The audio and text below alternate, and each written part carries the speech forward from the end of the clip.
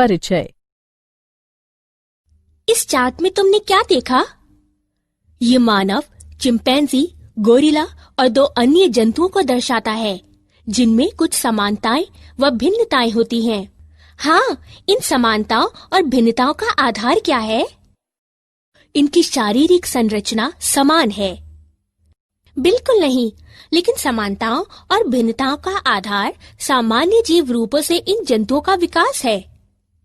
ठीक है, क्या तुम ये कहना चाहती हो कि इस चार्ट से पता चलता है कि मनुष्य में पूर्वज चिंपैंजी थे, चिंपैंजी के पूर्वज गोरिल्ला थे और इसी तरह? हाँ, आओ मैं तुम्हें विस्तार से समझाती हूँ कि कैसे पृथ्वी पर एक के बाद एक विभिन्न जीव रूपों का विकास हुआ। उद्देश्य।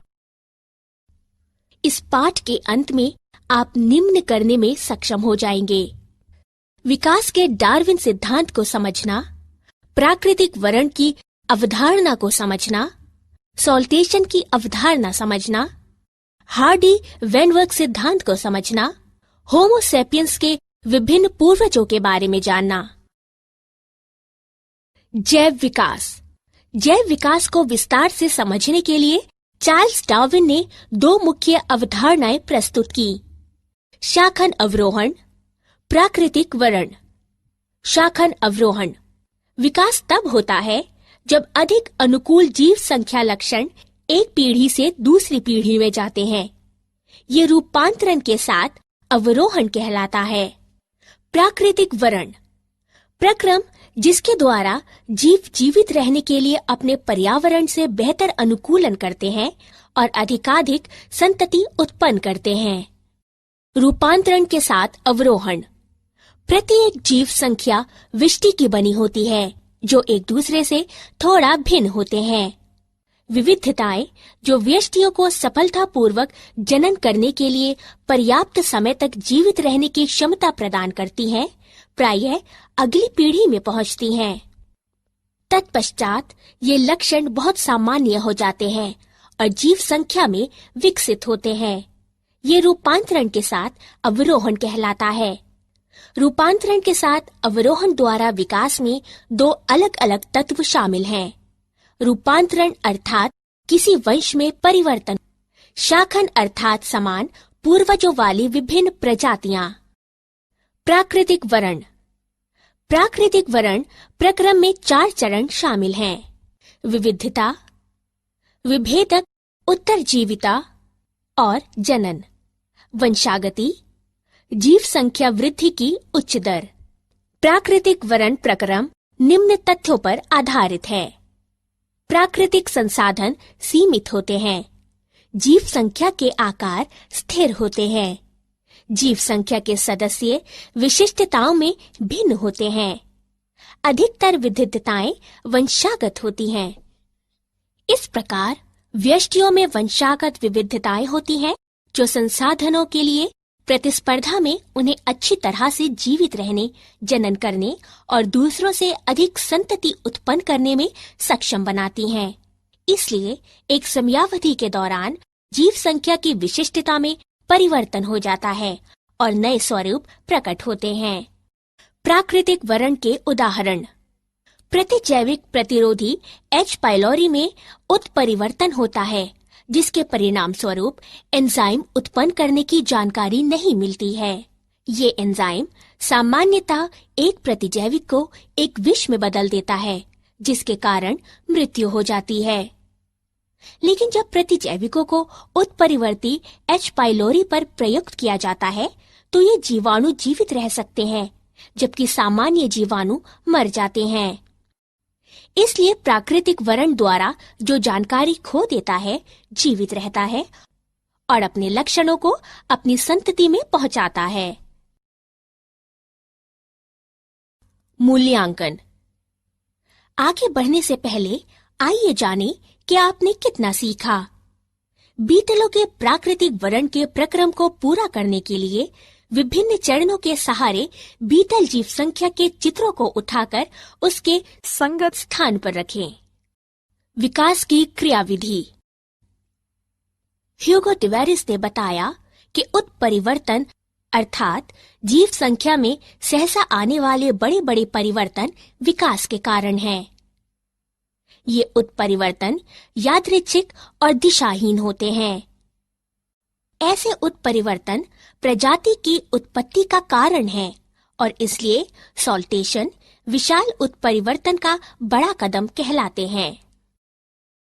हार्डी-वेनवर्ग सिद्धांत। हार्डी-वेनवर्ग सिद्धांत के अनुसार जीव संख्या में अलील युग्म विकल्पी आवृत्तियां सुस्थिर होती हैं और एक पीढ़ी से दूसरी पीढ़ी तक निरंतर रहते हैं। जीव संख्या में जीनों की कुल संख्या और उनके अलील जीन कोश अपरिवर्तनीय रहते हैं। इसे आनुवंशिक संतुलन कहते हैं। सभी अलील आवृत्तियों का कुल योग 1 होता है। ये नीचे दर्शाए गए रूप में हार्डी-वेनवर्ग संतुलन समीकरण प्रदान करता है। आनुवंशिक संतुलन या हार्डी-वेनवर्ग संतुलन में बाधा अर्थात जीवन संख्या में अलील आवृत्तियों में परिवर्तन विकास का कारण होता है। हार्डी-वेनवर्ग संतुलन को प्रभावित करने वाले कारक। निम्नलिखित 5 कारक हार्डी-वेनवर्ग सिद्धांत को प्रभावित करते हैं। जीन प्रवाह, आनुवंशिक अपवाह, उत्परिवर्तन, आनुवंशिक पुनर्योग और प्राकृतिक वर्ण।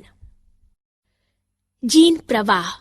जब जीव संख्या का स्थान परिवर्तन होता है तो जीव आवृत्तियां भी बदल जाती हैं। ये दोनों मौलिक तथा नई जीव संख्या में होता है। नई समष्टि में नई जीनें और अलीलें युग्म विकल्पी जोड़ दी जाती हैं और पुरानी समष्टि से ये घट जाती हैं। जब इस प्रकार से अनेक बार स्थान परिवर्तन होता है तो ये जीन प्रवाह को उत्पन्न करता है। आनुवांशिक विचलन। यदि जीन पलायन संयोगवश होता है तो आनुवंशिक अपवाह जेनेटिक ड्रिफ्ट कहलाता है। कुछ वास्तविक अपवाहित समष्टि नई प्रजाति के निर्माण की जनक बन जाती है तथा ये संस्थापक प्रवाह कहलाता है। उत्परिवर्तन। उत्परिवर्तन के कारण विभिन्नताएं होती हैं, जिसके कारण अगली पीढ़ियों में जीनों तथा अलीलों की आवृत्तियों में परिवर्तन होता है। आनुवंशिक पुनर्योग। पुनर्योग के कारण विभिन्नताएं होती हैं, जिसके कारण अगली पीढ़ी में जीन की आवृत्ति में परिवर्तन होता है।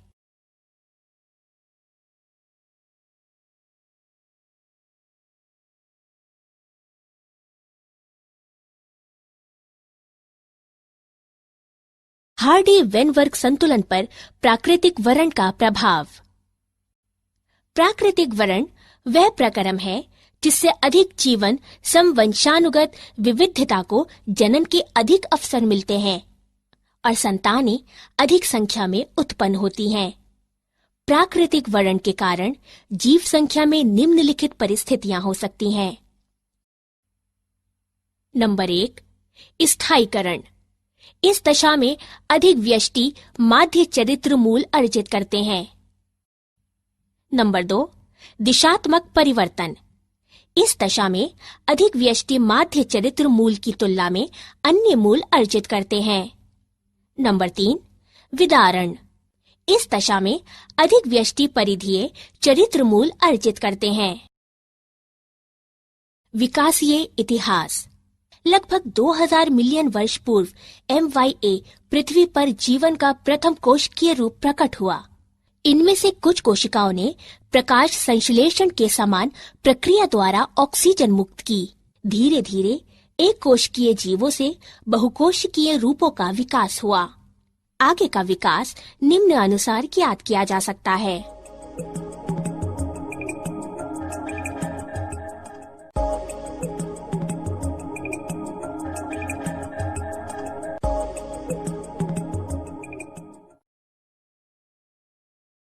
स्तनधारियों का विकास। पहले स्तनधारी प्राणी श्रू जैसी स्तनधारी थे। जब सरीसृपों की कमी हुई तब स्तनधारी प्राणियों ने स्थल पर कब्जा कर लिया।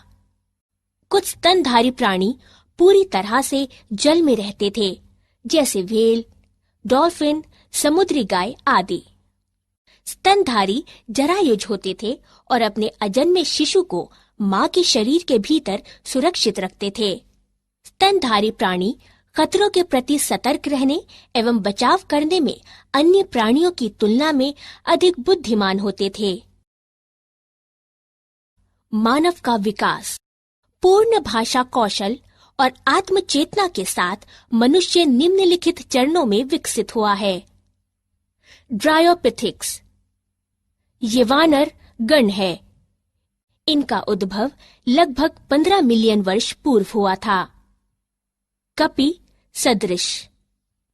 रामापिथिक्स, ये वानर गण है। इनका उद्भव लगभग 15 मिलियन वर्ष पूर्व हुआ था। मानव सदृश सीधे खड़े होकर चलते थे तथा ऊंचाई में लगभग 4 फुट तक थे। ऑस्ट्रालोपिथेसिन आदि मानव लगभग 2 मिलियन वर्ष पूर्व अफ्रीका के घास स्थलों में पाए गए थे। पहला मानव सदृश प्राणी होमो हैबिलिस कहलाया गया था।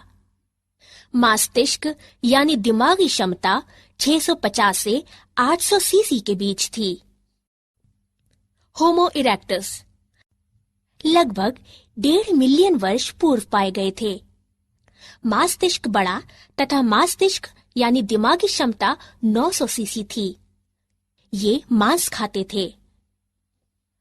नियंडरटाल मानव, ये 1400 सीसी के मस्तिष्क वाले प्राणी थे, जो कि 1 लाख से 40,000 वर्ष पूर्व लगभग पूर्वी एवं मध्य एशियाई देशों में रहते थे। होमो सेपियंस, इनका उद्भव लगभग 75,000 से 10,000 वर्ष पूर्व अफ्रीका में हुआ था। ये आधुनिक मानव कहलाए थे।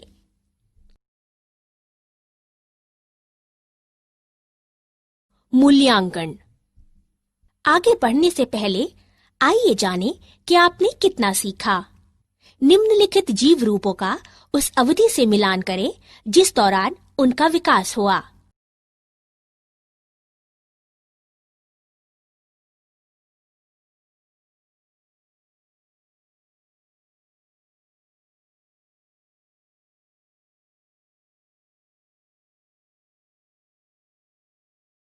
क्या आप जानते हैं, मानव विकास ने अब एक नई प्रावस्था में प्रवेश किया है, जहां आनुवंशिक इंजीनियरिंग द्वारा माता-पिता अपने बच्चों को डिजाइन कर सकते हैं, जिसके परिणाम स्वरूप भविष्य की पीढ़ियों को मजबूत, बुद्धिमान और रोगों के प्रति अधिक प्रतिरोधी बनाने के लिए हमारे डीएनए को रूपांतरित किया जा सकता है। सारांश। आइए हमने जो कुछ सीखा है उसे संक्षेप में दोहराएं। जैव विकास को विस्तार से समझाने के लिए चार्ल्स डार्विन ने 2 मुख्य अवधारणाएं प्रस्तुत की, शाखन अवरोहण और प्राकृतिक वरण। ह्यूगो डिवेरिस ने बताया कि उत्परिवर्तन अर्थात जीव संख्या में सहसा आने वाले बड़े बड़े परिवर्तन विकास के कारण हैं। हार्डी वेनवर्ग सिद्धांत के अनुसार जीव संख्या में अलील युग्म विकल्पी आवृत्तियां सुस्थिर होती हैं और एक पीढ़ी से दूसरी पीढ़ी तक निरंतर रहते हैं। लगभग 2000 मिलियन वर्ष पूर्व MYA पृथ्वी पर जीवन का प्रथम कोशिकीय रूप प्रकट हुआ। पहले स्तनधारी प्राणी श्रू जैसे स्तनधारी थे। होमो सेपियंस लगभग 75,000 से 10,000 वर्ष पूर्व विकसित हुए।